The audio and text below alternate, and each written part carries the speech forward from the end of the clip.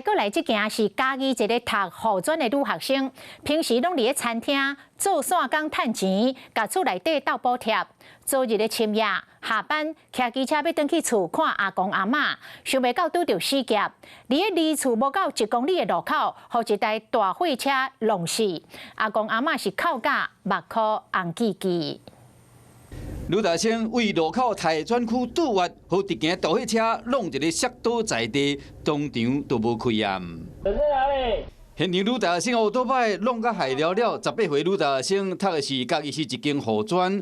为着要甲厝内斗趁钱，平常时伫餐厅做散工，7下班要转去看阿嬷，真不幸伫离因兜较无1公里的所在，伫路口拄着死劫。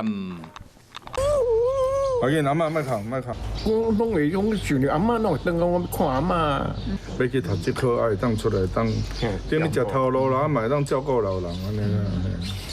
啊，伊若转来拢会甲扶伊起来行咧。听到不幸的消息，两位老大人拢真艰苦。